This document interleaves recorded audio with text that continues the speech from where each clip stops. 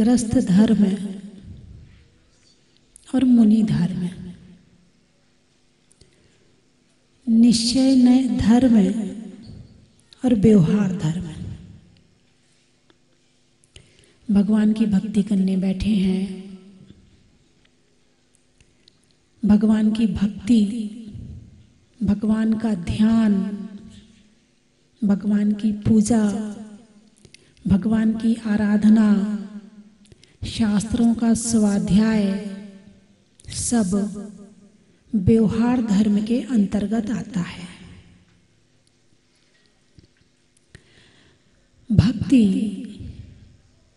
पाप से हटने का एक माध्यम है। भक्ति अशुभ से दूर होने का एक माध्यम है। क्रिया दोनों में चल रही है। पंचेंद्रियों का प्रयोग संसार में भी होता है और पंचेंद्रियों का प्रयोग भक्ति में भी होता है। आप भक्ति करते हो तो उसमें भी आँख, नाक, कान, मुंह, हाथ, पांव सब काम कर रहे हैं। आप घर में भी रहते हो तो उसमें भी सारा काम उन्हीं के द्वारा किया जाता है। जहां आप घर में अपने भोजन की थाली लगाते हो, वहीं मंदिर में आके अष्टद्रव्य की थाली लगाते हो। जहां आप घर में भोजन को नमो सिद्धाड़म करते हो, जलम निर्पामति अक्षतम निर्पामति फलम निर्पामति। क्या हुआ? बात तो समझ में आ रही है ना? हैं? घर में क्या करते हो? यही करते हो। मंदिर में क्या किया? वहां अपने पेट में चढ़ाया और मंदिर में भगवान को चढ़ाया। चीज तो वही है, सामग्री तो वही है। जिस जल को अपने पेट में डालते हो, उसी जल को आपने भगवान के चरणों में चढ़ाया, है ना? क्रिया चल रही है। क्रिया पीने में भी चल रही है और क्रिया चढ़ाने में भी चल रही है। क्रिया दोनों में चल रही है, लेकिन भावों में अंतर है। पाप से हटने के लिए, पाप से बचने के लिए, अशुभ से हटने के लिए व्यवहार धर्म होता है। और गृहस्थ की भूमिका में ये आपके लिए आवश्यक है। जो जो भोजन की थाली लगाता है, वो उसको अष्टद्रव्य की थाली लगाना जरूरी है। और जो भोजन की थाली लगाता है मगर अष्टद्रव्य की थाली लगाकर पूजा नहीं करता है, तो उसके भोजन में भी गड़बड़ होनी शुरू। क्या हुआ? मैंने तो कुछ कहा ही नहीं, अभी आ गया। यदि आप अच्छे से भोजन करना चाहते हो तो अच्छे से भगवान के चरणों में अष्टद्रव्य से पूजा भी करनी चाहिए। क्योंकि जो भोजन कर रहे हो, इसमें भी कई कर्म काम करते हैं। जब साता वेदिनी का उदय होगा तो आपको भोजन प्राप्त होगा। जब आपको साता वेदिनी के उदय से भोजन तो प्राप्त हो गया, लेकिन पेट में पचने की ताकत भी तो होनी चाहिए, तभी तो खा पाओगे। यानी भोजन को पचाने में भी पुण्य की जरूरत है। बिना पुण्य के भोजन भी पचने वाला नहीं है, तो उसके लिए भी पुण्य चाहिए। पहले तो इकट्ठा करने के लिए पुण्य चाहिए, फिर अगली बात खाने के लिए। मान लो अब पुण्य कहाँ से शुरू हो जाता कि आपने इकट्ठा किया, धन होगा तभी तो भोजन आएगा। ठीक है, चलो वो वाला तो आ गया। फिर खाने वाला पुण्य मुंह से शुरू हो जाता है। कहाँ से शुरू हो जाता है? मुंह से। मुंह में यदि दांत है तो भोजन अच्छी तरह से खाया जाएगा, चबाया जाएगा। और दांत नहीं होते उनको, उनकी देखो विचारों की, सब चीज कूट कूट के पीस पीस के शुरू हो जाते हैं। हाँ, एक बात तो याद आ रही, बता दूं आपको, दांत जो हैं कब आते हैं? करीब 2 वर्ष के बाद आते हैं, ऐसे ही है ना? किसी के जल्दी आ जाते हैं, किसी के देर से आते हैं। आते लगभग इसी समय में है। और फिर एक समय ऐसा आता है ये जाने भी शुरू हो जाते हैं। पहले आने का दुख भोगा, फिर जाने का दुख भोगा, है ना? अब लॉजिक ये है कि दांत देर से क्यों आते हैं और जल्दी क्यों जाते हैं, इसका कारण ढूंढो आप। कभी आपने सोचा?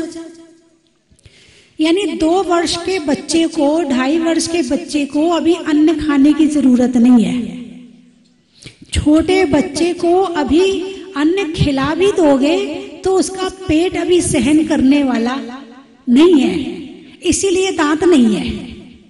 यदि जरूरत होती तो दांत तुम्हारे पेट में ही आ जाते, लेकिन दांत की जरूरत नहीं है क्योंकि पेट सहन करने वाला नहीं है। पेट सहन कब करेगा? जब दांत आने शुरू हो जाएंगे, यानी पेट में शक्ति आ गई पचाने की तो दांत आने भी शुरू हो गए। फिर 60-70 के बाद में दांत जाने शुरू हो जाते हैं। इसका मतलब समझ गए? आए थे तो लिक्विड और अब दांत जा रहे हैं, यानी चने नहीं खाना और जो भी चबाने वाली, दांत से चबा के खाने वाली चीजें हैं उन चीजों का त्याग कर दो। लेकिन इंसान नहीं मानता, कूट के खाता है, पीस के खाता है। मुंह कह रहा है जरूरत नहीं है, पेट कह रहा है जरूरत नहीं है, लेकिन फिर भी शुरू हो जाते हैं। चलिए चर्चा करनी है कि जो भोजन की थाली लेकर बैठता है उसे अष्टद्रव्य की थाली की भी जरूरत है, गारंटी से है। और यदि आप भोजन की थाली नहीं लेते यानी हाथ में आहार करते हो तो आपको पूजन की थाली की भी जरूरत नहीं है। लेकिन जितने भोजन की थाली लेते हैं यदि वो पूजन की थाली नहीं लगाएंगे, आगे आप समझदार हो, मुझे कुछ कहने की जरूरत नहीं है। यानी भगवान की पूजा श्रावक को अष्टद्रव्य से अवश्य करनी चाहिए। और बड़ी सामान्य सी बात है कि ग्रस्त में रहते हुए निमित्त ऐसे मिलते हैं कि आप अभी स्वयं महसूस कर रहे होंगे कि जब आप घर में रहते हैं तो आपके क्या भाव रहते हैं, और आज आप यहाँ बैठ के पूजा कर रहे हो तो आज आपके भाव क्या है। घर चले जाओ तो घर से निकलने का मन नहीं करता, अब ये भी काम कर लो, अब ये भी कर लो, अब ये भी कर लो। और मंदिर आ जाओ तो मंदिर से जाने का मन नहीं करता। यानी गृहस्थी भी एक ऐसी चीज है कि जहां से निकलने का मन नहीं करता, निकलना पड़ता है। लेकिन जब धर्म में आ जाते हैं तो लगता है सच तो यही है। घर में जाके सारा धर्म भूल जाते हैं। ऐसे निमित्त मिलते हैं, ऐसे निमित्त मिलते हैं कि इंसान को घर से निकलने का मन भी नहीं करता है।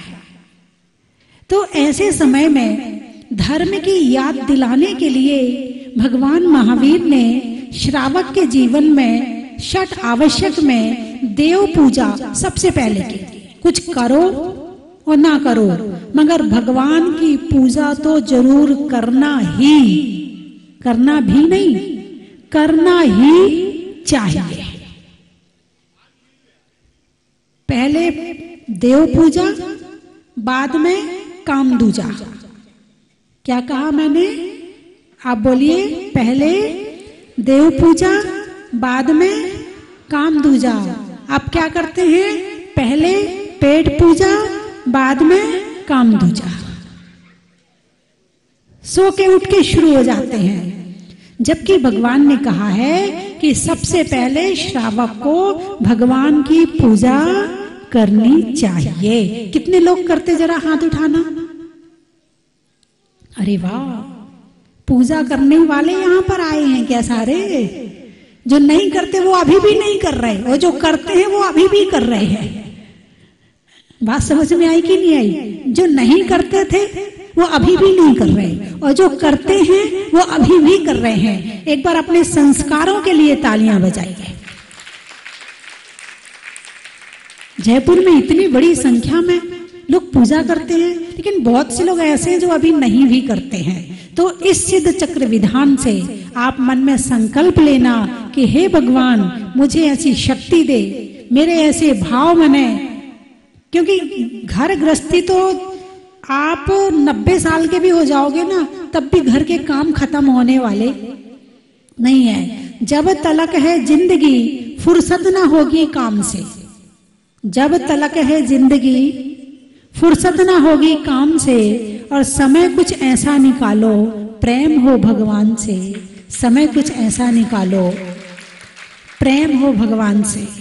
तो जो जो चीज आप अपनी थाली में लगाते हो ना, पूजा की थाली में भी वही होता है। पूजा में जल, अक्षत, पुष्प, नैवेद्य, दीप, धूप, फल, और यही आपकी थाली में होता है। तो जब तक चढ़ाओगे नहीं, तब तक डालने का भी कम से कम मामला सोच के कि भगवान, मैं पूजा करने के बाद ही कुछ ग्रहण करूं, मुझे ऐसी शक्ति दे, मेरे ऐसे भाव बने। और जो महिला, पुरुष को तो करनी चाहिए पूजा, और नारी को तो और भी ज्यादा करनी चाहिए। क्योंकि जिस घर में नारी में धर्म होता है, कहते हैं कि एक के पुण्य से पूरे नाव के लोग पार हो जाते हैं, और एक पापी बैठ जाए तो नाव डूब जाती है। घर में यदि एक व्यक्ति भी धर्मात्मा रहेगा तो पता नहीं कितनों उसके पुण्य से कितने पार हो जाएंगे। एक परिवार आया मेरे पास, बोले जब से मेरे घर से मेरी माँ का स्वर्गवास हो गया है, तब से हमारे घर में गिरावट आती जा रही है। मैंने उनकी बहू से पूछा, आप करती हो? नहीं, मैं तो मंदिर भी नहीं जा पाती हूँ। धन धर्म की छाया है। क्या कहा? धन धर्म की छाया है। धर्म होगा तो धन होगा, और धर्म नहीं होगा। लेकिन आप पकड़ मत लेना, धर्म तो करते ही रहना। धन आए और ना आए, जिस क्षण आप धर्म कर रहे हैं उस क्षण शांति मिल रही कि नहीं मिल रही? बताइए मुझे। जिस क्षण आप भक्ति करते हैं, ध्यान करते हैं, आप चिंताओं से मुक्त हैं कि नहीं है? उस समय आनंद मिल रहा है कि नहीं मिल रहा है? और ऐसी आनंदमयी पूजा वर्तमान में भी सुख दे रही है और आगे भी सुख देगी।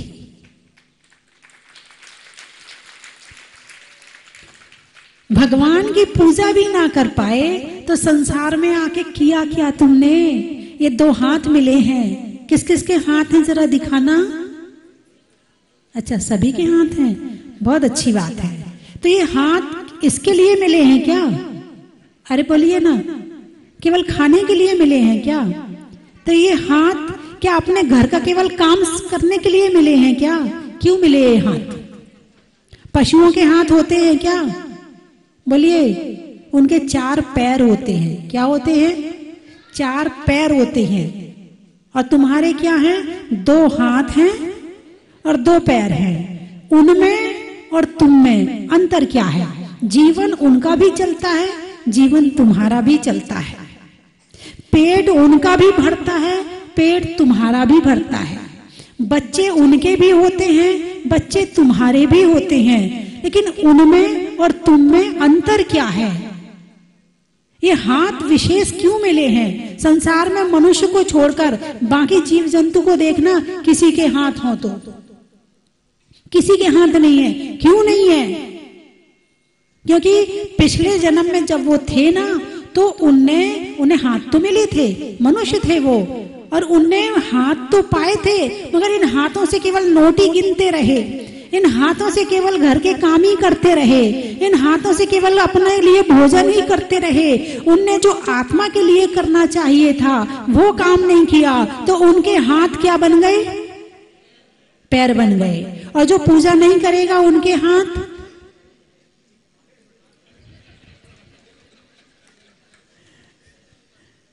हैं। तो कौन कौन चाहता है कि तुम्हारे हाथ पांव ना बने? कौन कौन चाहता, हाथ उठाओ, अच्छे से उठाओ, मैं देख रही हूं, कहो तो चश्मा लगा के देखूं। बहुत बढ़िया। तो जिन जिन ने हाथ उठाया है, आज के बाद से भगवान की पूजा जरूर करना, भगवान के चरणों में अर्घ जरूर चढ़ाना। यदि नहीं चढ़ाया आपने तो बस सोच लो, और ये मत सोचना कब पूजा कब से शुरू करनी चाहिए, कितनी उम्र से है। जो नई बहू होती है वो कहती अभी तो मेरे खेलने खाने के दिन है अम्मा जी, पूजा तो आप कराओ, है ना, यही कहते। लेकिन भगवान महावीर ने क्या कहा, 8 वर्ष, कितने वर्ष, भय जब अष्टम वर्ष कुमार धरे अनुव्रत महासुख का। 8 वर्ष की उम्र से लड़के को, बच्चे को अभिषेक शुरू करवा देना चाहिए। 8 वर्ष की उम्र से लड़कियों को पूजन शुरू करवा देना चाहिए। 8 वर्ष की उम्र से आहार दान देना शुरू हो जाना चाहिए। जो अपने जीवन में षट आवश्यक का पालन करता है, आगे आप समझ जाओ क्या होता है। फल तो आप सबका जानते हो। अच्छा ये बताओ, पुण्य अच्छा लगता है कि पाप अच्छा लगता है? नहीं नहीं, पुण्य का फल अच्छा लगता है कि पाप का फल अच्छा लगता है? पुण्य का फल क्या है? सुख। और पाप का फल क्या है? अरे बोलिए ना जोर से। पाप का फल दुख और पुण्य का फल सुख। ठीक है, तो आपको अच्छा क्या लगता है? कौन सा वाला फल अच्छा लगता है? पुण्य का फल अच्छा लगता है। ठीक है, अब पुण्य 24 घंटे में कितनी देर करते हो और पाप कितनी देर करते हो? भाई फल तो तुम्हें इकट्ठे करने हैं ना, जो इकट्ठा करोगे वही तो खाने मिलेगा। यहाँ कि कोई दूसरे का खाना नहीं मिल रहा, सबको अपना अपना पर्सनल है। ये बड़ी अच्छी व्यवस्था है कि हम किसी को ना दे सकते हैं और ना किसी से ले सकते हैं। देने लेने की व्यवस्था होती तो मामला बहुत गड़बड़ हो जाता। तो अब आप ये देखो कि 24 घंटे में पुण्य कितनी देर करते हैं और पाप कितनी देर करते हैं। अब पुण्य किन किन कार्यों से होता है? देव पूजा, गुरु उपासना, स्वाध्याय, संयम, तप और दान। इन 6 काम करने से पुण्योपार्जन श्रावक के जीवन में होता है, यानी पाप से बचते हैं और पुण्य का उपार्जन होता है। और इससे बचे हुए जितने काम हैं वो क्या हैं? बचे हुए देख लो ना, मैंने तो पुण्य गिना दिया, पुण्य गिनती का है। और पाप के असंख्यात। सो के उठ के शुरू करते हैं तो रात को सोते सोते चलता रहता है और सपने में भी चलता रहता है। हाँ, सो भी जाते हैं तो भी ये पाप छूटता नहीं है। संस्कारों में, खून में, मन में, दिमाग में ऐसा बसा पड़ा है कि हम पकड़ पकड़ के इसे भगाते हैं, लेकिन ये फिर भी भाग भाग के हमारे पास चला आता है। तो यही जो अवसर हैं, जो अभी अपन विधान कर रहे हैं, भक्ति कर रहे हैं, पूजा कर रहे हैं, ध्यान कर रहे हैं, यही अवसर है पापों से बचने का, कषायों से बचने का है, पाप से दूर होने का। और बाकी निमित्त तो ज्यादा से ज्यादा निमित्त पाप के ज्यादा मिलते हैं और धर्म के निमित्त कम मिलते हैं। और मिल भी रहे हो उसमें भी तुम आ जाओ, वो भी बड़ी बात है। 3 बार भोजन भजन 1 बार, क्या 3 बार भोजन भजन 1 बार, उसमें भी आ गए झंझट 1000। 3 बार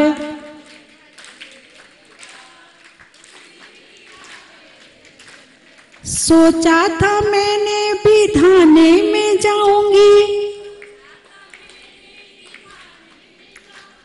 जाकर वहां पर पूजा को गाऊंगी।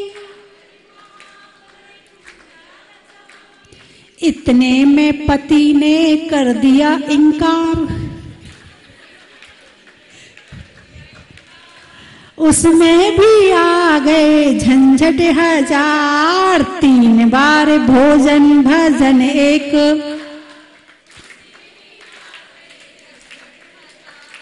सोचा था मैंने मैं आरती में जाऊंगी,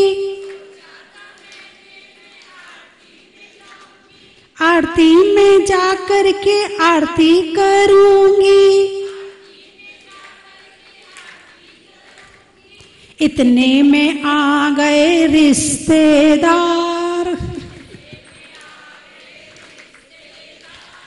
उसमें भी आ गए झंझट हजार, 3 बार भोजन उसमें भी आ गए। सोचा था मैंने मैं प्रवचन में जाऊंगी, प्रवचन में जाकर के ज्ञानी को पाऊंगी। अब क्या हुआ, इतने में आ गया मुन्ने को बुखार, उसमें भी आ गए झंझट हजार, 3 बार भोजन उसमें भी आ गए। बहुत झंझट है, खाना खाने में कोई झंझट नहीं आती है, जब सोने के लिए जाते हैं तो कोई झंझट नहीं आती है, कहीं शादी में जाना हो तो 7 दिन के लिए भी आराम से चले जाते, कोई झंझट नहीं आती है, दुकान चलाना हो तो कोई झंझट नहीं आती है, मगर विधान में बैठना हो तो 100 झंझट आती है, प्रवचन सुनने हो तो 100 झंझट आती है, पूजा करनी हो तो 100 झंझट आती है, माला फेरनी हो तो नींद आती है, पूजा करनी हो तो घर की याद सताती है। क्या करें माता जी, आपको क्या पता गृहस्थी कैसी होती है।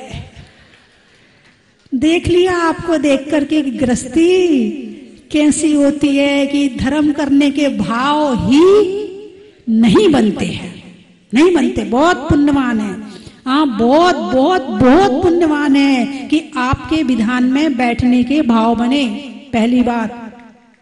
दूसरा पुण्य है कि भाव बनने के बाद आप बैठे, कोई झंझट नहीं आई, किसी ने मना नहीं किया, आप समय पर आ जाते हैं, पहुंच जाते हैं, कर लेते हैं। बड़ा पुण्य चाहिए भगवान की भक्ति करने के लिए, ये ऐसे ही नहीं हो जाता है। बड़े भाग्यवान होते हैं जो भगवान की भक्ति करते हैं। और बाकी तो संसार में लोग घूम ही रहे हैं, उसमें भी वीतरागी भगवान की भक्ति, 3 लोक के नाथ की भक्ति करना महान पुण्य चाहिए। तो बंधुओं, समय हो गया, सलाइयों में सूजा का, मिठाइयों में गूजा का और भगवान की पूजा का, खेत में धान का, शादी में पान का, होने वाले सिद्ध चक्र विधान का, अनाज में चने का, गर्मी में पने का और विधान में बैठने का, अनाज में दाने का, इनाम में पाने का, और शाम को अपने नाती पोतों को लाने का। बड़ा ही महत्व है। योगा में त्राटक का, रेल में फाटक का और होने वाले मैना सुंदरी नाटक का। बड़ा ही महत्व है। बोलने में मीठी वाणी का, मंदिर में जिनवाणी का और पंडाल में इंद्र इंद्राणी का। बड़ा ही महत्व है। बोलिए 24 भगवान की। सबसे पहले जाजपुर के बाबा मुनीश्वर भगवान की जय। बंधुओं, बहनों, माताओं, मैं करीब 3-4 साल पहले जब पहली बार बाबा के दर्शन करने आया था, तो वो पुरानी जगह जहाँ वेदी पर प्रतिष्ठित थे, बाबा के दर्शन करके मैं धन्य हो गया। स्वस्ति भूषण माता जी थी उस समय भी, वो तो जब से बाबा निकले हैं भूगर्भ से, जब से बाबा की सेवा में संलग्न रही और उनके प्रताप से आज मुझे विश्व की अनुपम कृति को, जहाँ पर बड़े बाबा मुनीश्वर भगवान जी विराजमान हैं, उसका देखने का सौभाग्य कल शाम को जब मैं पहुंचा तो मैं आश्चर्यचकित रह गया। भव्य मंदिर तो है ही, मगर सबसे बड़ी आश्चर्य की बात यह है कि मंदिर प्रांगण में आप कहीं किसी कोने में चले जाइए। मैं एक इंजीनियर हूं, टेक्निकल आदमी हूं, मैं इस बात को अच्छी तरह समझता हूं, और उसमें सबसे बड़ी चीज होती है परफेक्शन। परफेक्शन का अद्वितीय उदाहरण इस प्रांगण में देखने को मिला। रात को जहाज स्वरूप इस मंदिर के जो कलाकृति की गई है, जो श्रृंगार किया गया है, जो प्रकाश में, दुग्धमय प्रकाश में पूरा मंदिर जब डूबा हुआ देखने को मिला, मैं अहोभाग्य हो गया। आज मेरा बहुत बड़ा सौभाग्य है, बाबा के प्रताप से हम लोगों को, हमारे परिवार को बाबा का अभिषेक करने का सौभाग्य प्राप्त हुआ। और उसके लिए यहाँ जितने भी साधर्मी भाई हैं उनका भी मैं कृतज्ञता प्रकट करता हूँ। आपने जो निस भव में मेरा जन्म किया है, उससे ज़्यादा कुछ नहीं चाहिए। आपसे यही प्रेरणा चाहता हूँ कि मैं दिन पर दिन अपने आत्म कल्याण में बढ़ता रहूं और मेरा अंतिम समाधि तेरे चरणों में हो। जय हो बाबा। नहीं है भावों से, जो भरा नहीं है भावों से, बहती जिसमें रसदार नहीं, वह हृदय नहीं पत्थर है, जिसमें 24 तीर्थंकर के प्रति प्यार नहीं, समर्पण नहीं, त्याग नहीं। बोलिए आचार्य श्री विद्यासागर जी महाराज जी की, सुधा सागर मुनि महाराज जी की जय। यहाँ पर आकर मुनि सुब्रतनाथ भगवान के अद्वितीय दर्शन हुए।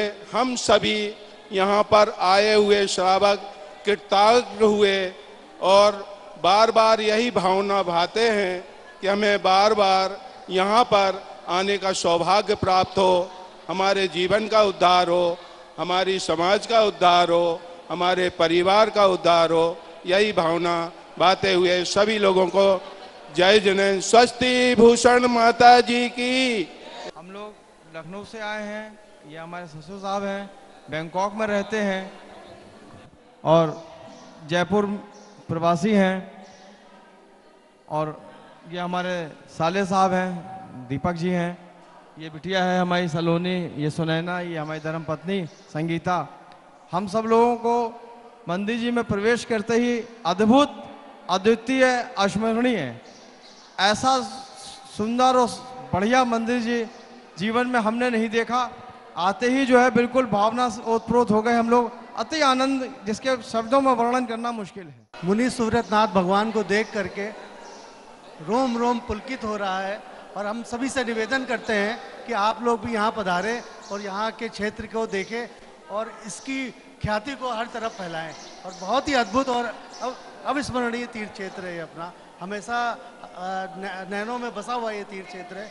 मैं तो इस बनने के बाद प्रथम बार आया हूँ, पहले मुनि सुब्रतनाथ भगवान के दर्शन किए थे, लेकिन बनने के बाद प्रथम बार आए हैं और बहुत ही अद्भुत लग रहा है और बहुत ही अच्छा लग रहा है कि मैं जाऊं और भगवान देवादिदेव श्री मुनिनाथ जी के श्री चरणों में अभिषेक और शांति धारा करने का मौका मिले। आज बाबा के आशीर्वाद से ये मौका मुझे मिला। हम सब बहुत ही खुश हैं और बहुत ही गदगद हैं। एकदम आप लोगों के बहुत बहुत साधुवाद कि आप लोगों ने बहुत अच्छी तरह ढंग से यहाँ पर शांति धारा करवाई। पारस चैनल का भी बहुत बहुत साधुवाद, जिसको देखकर पूरा विश्व आज देवादिदेव श्री मुनिनाथ भगवान जी के दर्शन कर रहे हैं, अभिषेक और शांति धारा देखने का उन्हें मौका मिलता है। मैं पूज्य माता जी के श्री चरणों में बारंबार बदनामी करता हूं कि उन्होंने इतनी अच्छी सोच कर यहाँ पर इतना अच्छा जहाजपुर नाम के हिसाब से जहाज रूपी मुनिनाथ भगवान जी का श्री मंदिर जी को बनाकर हम सभी को बहुत ही लाभ दिया है। हम सभी को धर्म के प्रति प्रभावना बढ़ाई है। मैं माता जी को पुनः बारंबार बदनामी करते हुए आप सभी को बहुत बहुत साधुवाद देता हूँ। के तीर्थ निर्मित हुए हैं। रात को जब यहाँ पधारे तो असीम शांति का अनुभव हुआ और लगा कि क्या वैल्यूएबल चीज़ बनाई है माता जी ने। देखकर मन प्रसन्न हो गया। यहाँ एक बार आने का तो आपको प्रश्न नहीं उठता, यहाँ अनेकों बार आने का मन करता है। बहुत ही विश्व की अद्वितीय प्रतिकृति बनाई है। देखकर मन इतना प्रसन्न हुआ कि वाकई में जैन समाज भी क्या क्या काम कर सकता है इतने कम समय में। माता जी ने इतनी उत्कृष्ट छवि हमारे जैन समाज को दी है। उनका आभार हमारा माता जी का इतना हमको आशीर्वाद दिया है, जिसके लिए हम जीवन भर जैन समाज, आने वाली जीवन जैन समाज की सभी पीढ़ियाँ जो रहेगी वो माता जी की आभारी रहेगी कि हमें ऐसी एक प्रतिकृति दी गई है जो हमें धर्म से आगे तक जोड़ी रखेगी। धन्यवाद। सूरज जब आता है तो सुप्रभात लाता है, चांद जब आता है तो चांदनी रात लाता है, और जब हम भगवान के प्रक्षाल करते हैं ना तो पूरे हिंदुस्तान का इतिहास ही बदल जाता है। मेरे कहने का मतलब है कि मैं जब बड़े भगवान का पैर छू रहा था तो मेरे को लग रहा था कि मैं मोक्ष में ही चला गया हूँ, मेरा तो धन्य ही हो गया।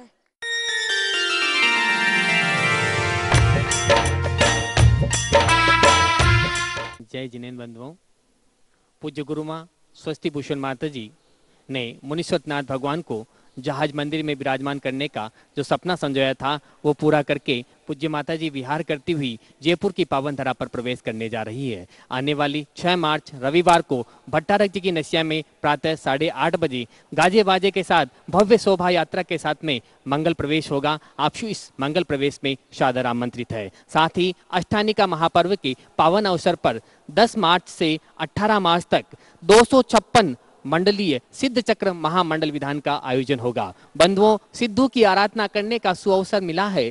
पूज्य गुरुमा का पावन सानिध्य हमें मिलेगा, ऐसा सुअवसर मिला है। आप इसमें इंद्र इंद्राणी बनकर के, पात्र बनकर के इस महायज्ञ में अपनी आहुति दे, पुण्य का संचय करें, जिसमें न्योछावर राशि इस प्रकार है: 11,000 रुपये, 21,000 रुपये, 31,000 रुपये, 51,000 रुपये और 1,11,000 रुपये। आप इंद्र इंद्राणी बनकर के एक मंडल पर बैठ करके सिद्धों की आराधना करने का महासौभाग्य प्राप्त कर सकते हैं। आप अपनी सूचना निम्न नंबरों पर दे सकते हैं। धन्यवाद। चन की थाल को सजाओ रे आज, रत्नों की थाल को भर लाओ रे आज। आओ आओ करे रे गुणगान आरती भगवन की। आओ आओ करे गुणगान आरती भगवन की।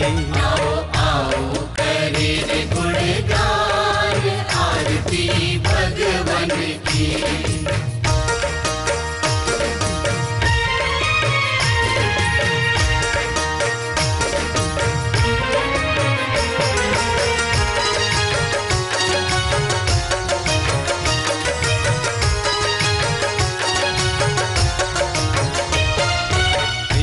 सुमित्र के राज दुलारे, माँ पद्मा जी के नैनों के तारे।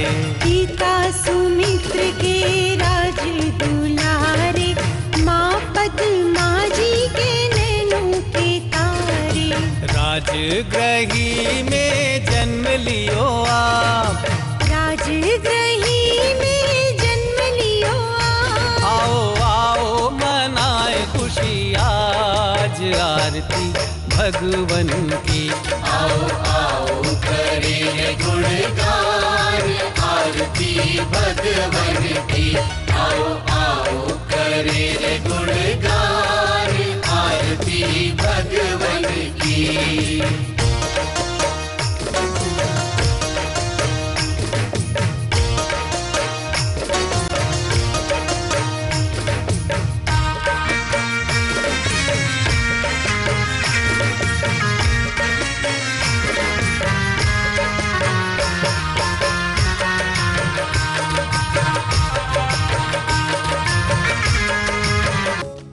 परम विदुषी लेखिका गणिनी आरिका रत्न श्री 105 स्वस्ति भूषण माता जी, जिन्होंने मात्र 20 वर्ष में 100 से भी अधिक किताबें लिखकर जैन समाज को अनूठा योगदान दिया है। बड़े बड़े विधान जैसे कल्पद्रुम महामंडल विधान, सिद्ध चक्र महामंडल विधान, इंद्रध्वज महामंडल विधान एवं विशेष जिनपद, पूजांजलि आदि महत्वपूर्ण साहित्य बहुत ही सरस, सरल व सुबोध